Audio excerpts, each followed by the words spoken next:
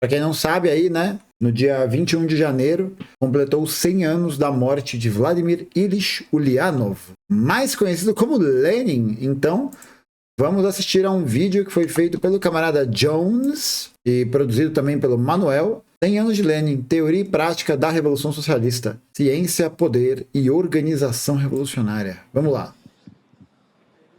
Foi no Taperá. Cara, o Jones nesse debate foi uma coisa, viu? Eu entendo porque o Kim Kataguiri foge dele. Eu entendo, de verdade, assim. Eu entendo. Se eu assistisse esse debate, inclusive, eu também fugiria. Você não fugiria? Olha que homem lindo. Eu também fugiria. Ele é tão lindo. Gente, boa noite. Eu fugiria porque eu não ia saber o que fazer. Eu não sei se eu teria controle do meu próprio corpo se eu visse um homem bonito desse. Agradecer a presença de todo mundo, meus camaradas de mesa, agradecer o convite da Boitempo, o espaço da Taperá, sempre muito importante. Veja, eu acho que a gente está num momento, é paradoxal falar isso, né? Mas a gente está num momento até feliz no Brasil. Por que a gente está num momento feliz? A gente está voltando a ler Lenin, né? Lenin está voltando a circular com gosto. A Boitempo, com a Arsenal Lenin, cumpre um papel fundamental de dar a sua contribuição nesse movimento político-cultural de retomada da obra de Lenin. Outras editoras, como Lavra Palavra, também vêm fazendo várias publicações de obras de Lenin. Ontem eu acertei escrever um prefácio de um livro com textos inéditos em português de Lenin sobre luta anticolonial e luta de libertação dos povos em África e Ásia. Então, há um interesse crescente por Lenin. Acho que esse interesse crescente é fundamental por 3 aspectos que eu vou destacar aqui, comentando sobre o nosso lançamento de hoje, mas como a coleção como um todo.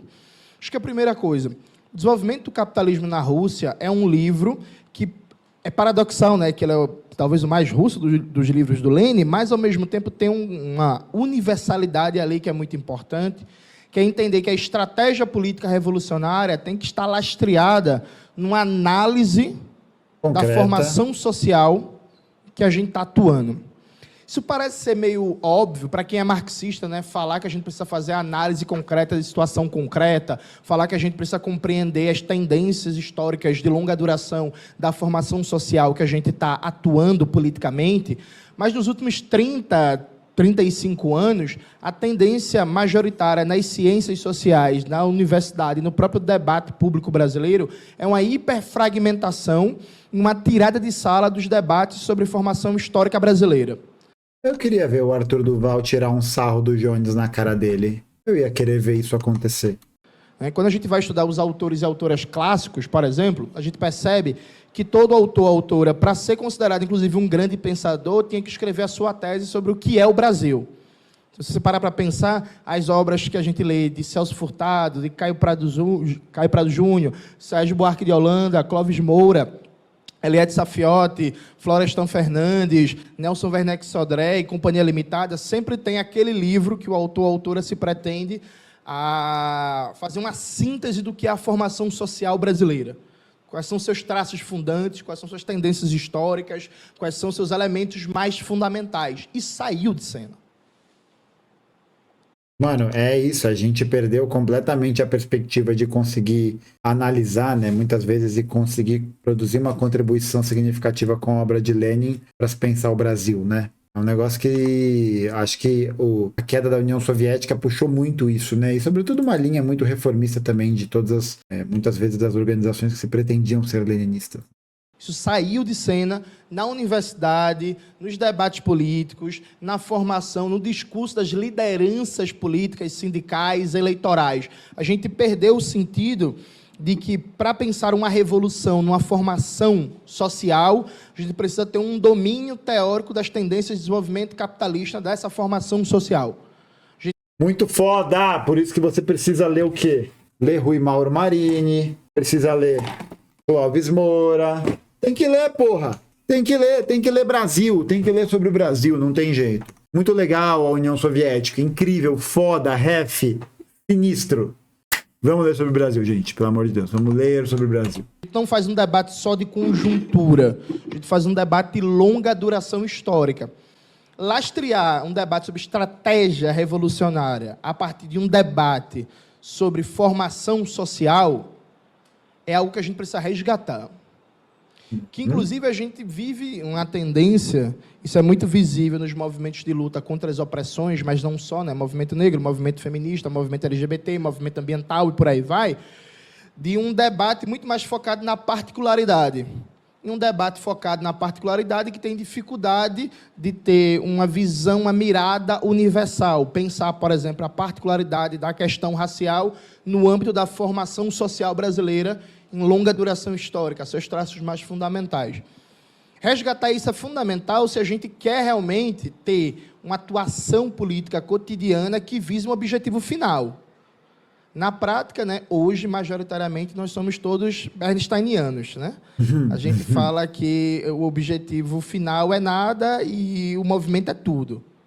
Muito bom, muito bom. É muito louco, né? Porque eu acho que contextualizar historicamente essas questões significa tentar também dar vazão e resolução aos problemas que historicamente atingem esses grupos. E são problemas que não são só baseados no reconhecimento, né, na perspectiva de identificação e de produção de uma identidade na sociedade burguesa, na sociedade capitalista. É preciso ir muito além disso, né? É preciso ir além desse reconhecimento civil. É preciso ir além dessas dinâmicas porque, de alguma maneira, elas continuam a reproduzir estruturas de opressão e de exploração dos quais esses grupos estão sistematicamente submetidos. Sistematicamente submetidos.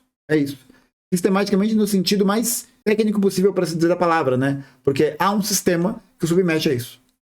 A gente perdeu o sentido de uma luta cotidiana, de lutas sindicais, estudantis, eleitorais, culturais, imediatas, pensadas dentro de uma estratégia revolucionária de longo prazo.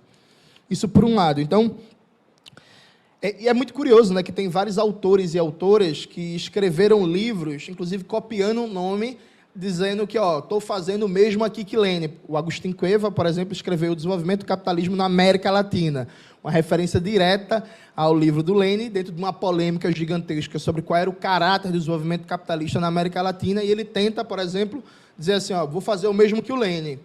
Para fundamentar uma estratégia política, vou oferecer uma explicação histórico-sistêmica do que é o desenvolvimento capitalista na América Latina. Então, resgatar essa postura teórico-metodológica eu acho fundamental. A particularidade, ela só se realiza, ela só se expressa plenamente dentro de uma perspectiva universal. A gente não pode negar as particularidades de cada luta, mas se a gente fica no reino do particular, é muito mais fácil para nossas lutas imediatas serem capturadas por uma perspectiva liberal. E mesmo porque a particularidade, ela é justamente oriunda de um processo em que ela vai se expressar como particularidade, porque ela é um ponto de diferença dentro do universal, ou ela é um ponto que reluz de alguma maneira essa singularidade. Então é a possibilidade de identificação daquilo que é singular, em um determinado singular, né, nesse sentido de que é algo que é único, assim, que tangencia aquela luta, que tangencia aquele processo, que tangencia aquele grupo que tá ali, né, que representa o que é ele de alguma maneira. Então, é isso, não tem como a gente ter particularidade sem a gente estar necessariamente inserido numa dinâmica que destaque a particularidade como particularidade. E para isso você precisa estar observando a dinâmica do universal, de como essa totalidade, né? Eu acho que totalidade é até mais interessante, né? De como essa totalidade histórica se expressa dentro daquela particularidade e como essa particularidade também se implica num movimento que de alguma maneira interfere nessa totalidade. Interfere na própria forma de como essa totalidade está disposta, de como essa totalidade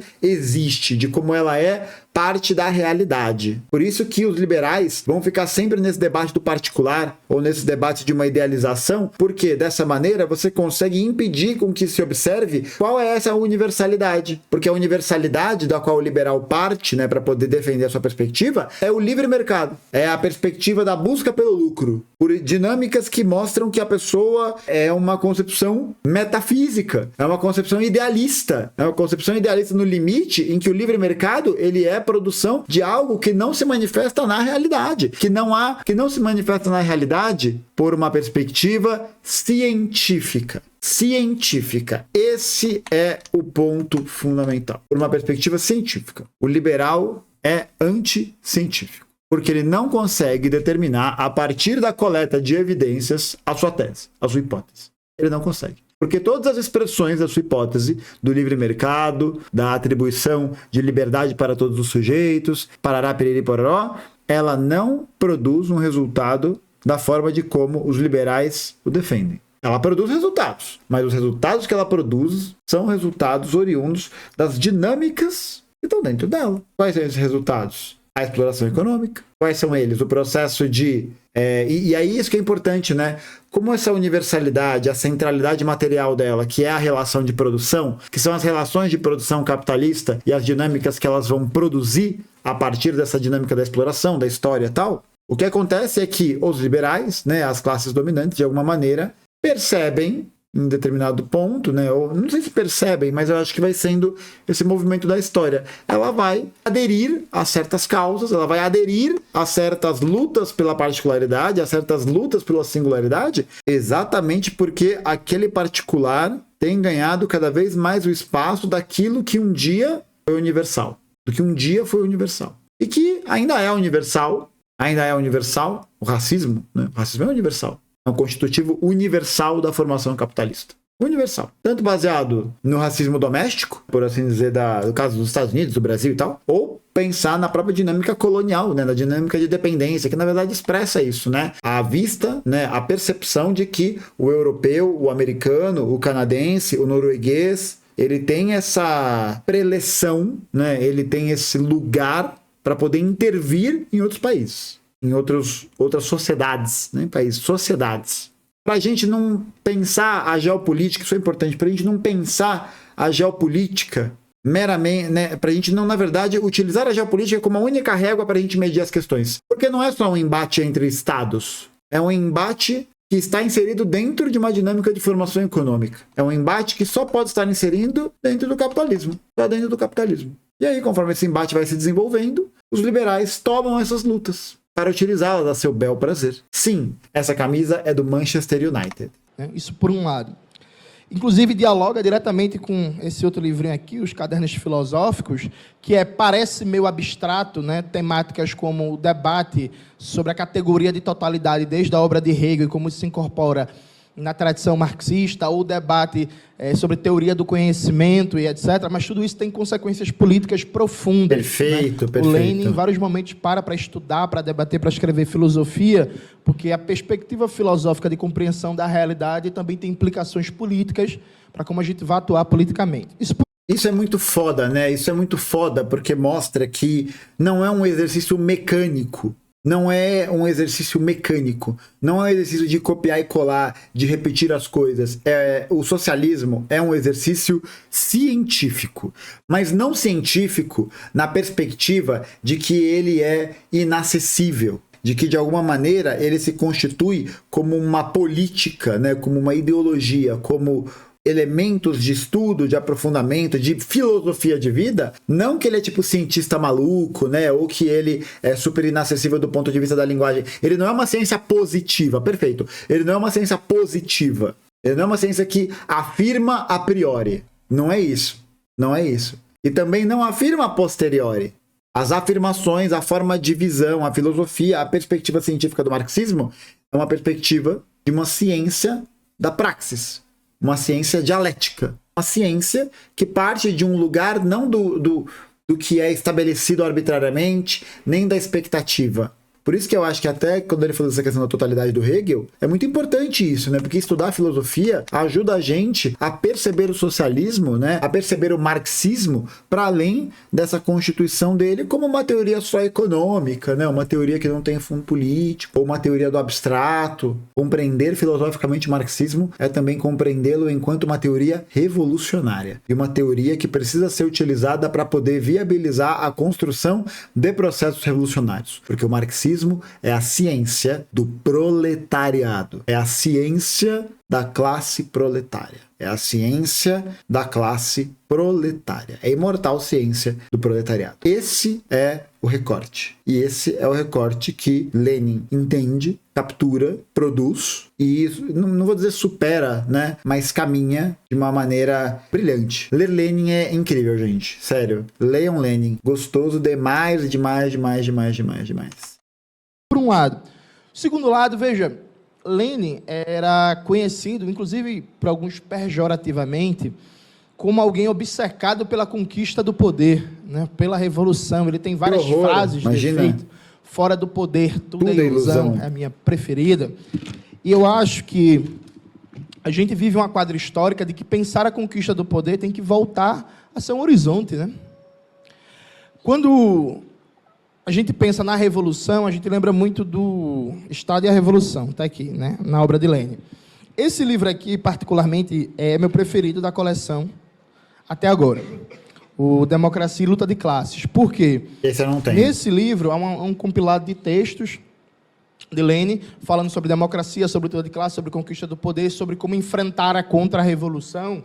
E fica muito transparente como, para Lênin, todo o debate teórico, organizativo, filosófico, a reflexão sobre palavras de ordem, sobre agitação e propaganda, todos os aspectos da vida político-partidária eram guiados pelo objetivo da conquista do poder. Não existia algo na obra de Lênin que era muito presente na nossa realidade de militância hoje, que eu gosto de chamar de um certo presentismo. Né, que é tipo assim, na conjuntura imediata, sempre com uma certa desculpa de uma correlação de forças, a gente tem que fazer isso, isso e aquilo. E desconsidera desse debate as consequências de longo prazo para um projeto de tomada do poder.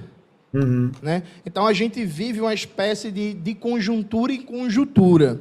E todo mundo sabe disso, sei lá, com 1000 exemplos, dando um exemplo bem didático, que foi muito debate essa semana.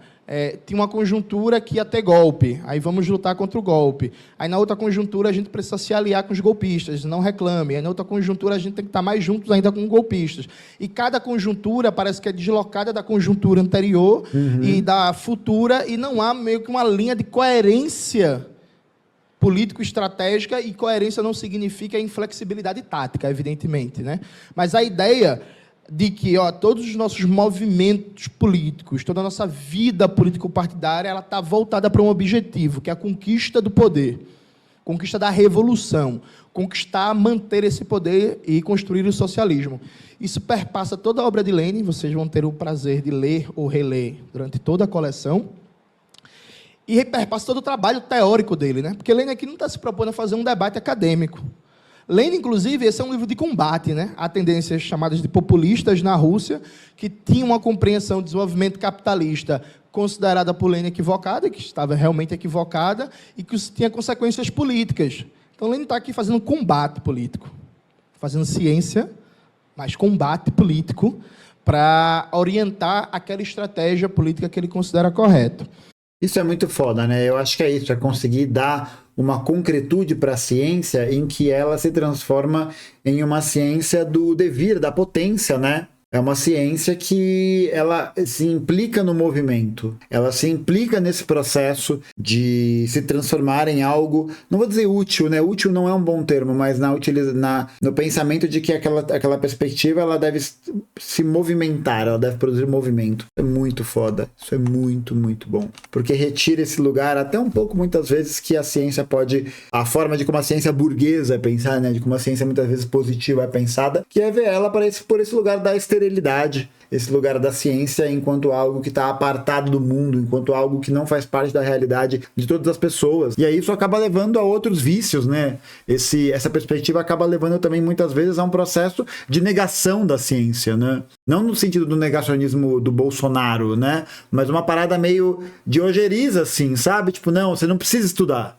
você não precisa ler, você não precisa entender, não precisa, sabe? Porque a ciência é um negócio horrível e opressor e blá blá blá. E não é isso, velho. Não é isso. Isso é uma perspectiva. Não acho que seja. Acho que tem uma definição melhor do que anti-intelectual, sabe? Porque eu não acho que seja uma questão anti-intelectual. Eu acho que é um mérito anticientífico, né?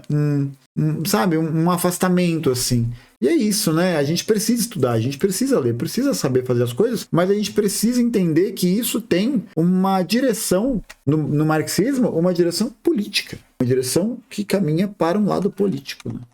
E por último, e mais importante...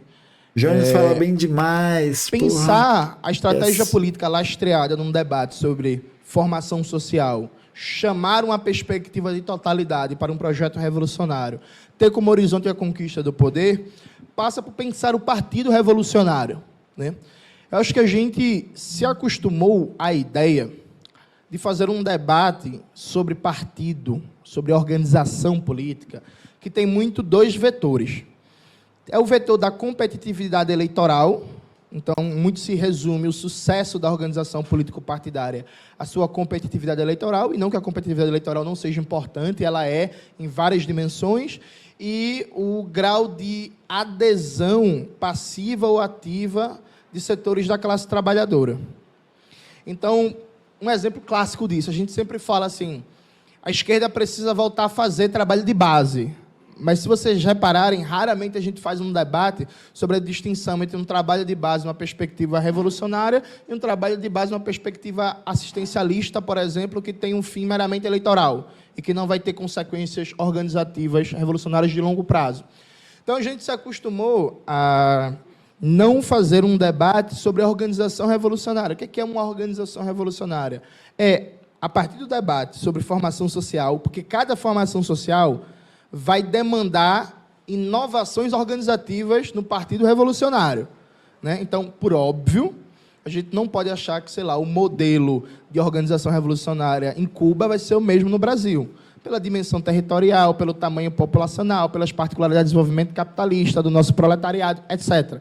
Então, pensar a formação social, a conquista do poder e, a partir disso, desenvolver uma teoria da organização revolucionária. Eu acho curioso, e aqui eu termino com uma certa provocação, O que Fazer é um livro que tem um caráter de universalidade, né? Que fala sobre uma teoria da organização revolucionária no capitalismo como um todo, mas ele necessariamente tem particularidades russas e da sua época.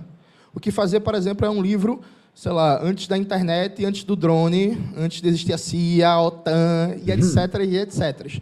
Então, a gente precisaria necessariamente pensar novas obras, novas reflexões coletivas e individuais da nossa época para a realidade brasileira no século XXI, né? Perfeito. Ou vários livros que fazer para as condições da luta de classe no Brasil no século XXI.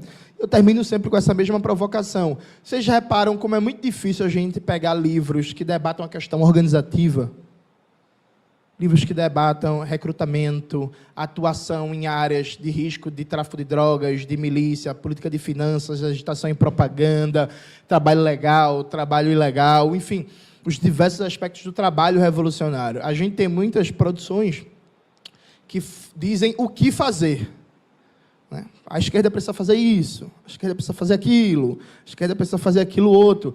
A gente tem poucas obras dizendo como fazer. Tá, a gente precisa fazer isso. Massa, muito bom, entendi a linha política. Como é que a gente faz? Não só o que fazer, mas o como fazer. Porque, inclusive, o título do livro de Lênin está errado, né? É muito mais que um que fazer, é um como fazer. Esse aqui é muito mais um que fazer do ponto de vista da análise da formação. Então, acho que esses três aspectos chamam de um legado leninista muito importante. O pessoal se criticou isso das pré-teses do Congresso. O pessoal, né, precisa ter um pouco mais precisa fazer uma reavaliação, porque essa avaliação está equivocada, né, do ponto de vista de que sim, as teses são incompletas, né, elas são muitas vezes insuficientes no primeiro momento. Por isso que, primeiro, elas são teses pré-congressuais, cujo objetivo é levantar a discussão em todos os círculos da militância para que a gente possa aprimorar com todos os acúmulos que todos e todas as camaradas têm com relação a essas questões que aparecem. A proposta não é sair o bagulho pronto, não é acertar de primeira. É saber que, para construir esse acúmulo qualitativo, é preciso que esse concreto seja fruto do debate, seja fruto da publicização da polêmica, seja fruto da discussão entre as pessoas. É isso, da discussão entre as pessoas. E não dizer amém, Comitê Central, amém, Comitê Central. Não é isso. Não é isso. Não é pegar as teses e falar amém, teses, né? O bagulho não foi nem decidido ainda. E sim, tinham partes bem problemáticas. A minha etapa de célula foi agora esse final de semana. Tinham partes problemáticas, sim. E aí, o que a gente fez? Discutiu, reescreveu, suprimiu partes, adicionou partes. Como um partido do movimento revolucionário deve fazer. Como um partido revolucionário deve fazer. Um movimento em direção à construção de alguma coisa, e não um movimento pelo movimento, única e exclusivamente. Que a gente precisa resgatar se a gente quiser pensar a Revolução Brasileira como horizonte concreto. como prática política imediata, um processo que não daqui a 100, 200 anos, um processo para muito em breve, porque a gente não tem, dado inclusive a emergência climática, muito tempo para esperar. Muito obrigado. E eu quero ir para Maragogi no socialismo. Eu vou para Jericoacoara no socialismo. Vocês estão entendendo isso? Eu quero construir o socialismo para que num dia de férias eu possa ir, sei lá, para Maragogi, para Pipa, para Jericoacoara. Eu quero um trem-bala, Eu quero que todo mundo tenha acesso a um trem-bala, porra. É isso. E não vai ter trem-bala no Brasil se a classe trabalhadora não tomar o poder.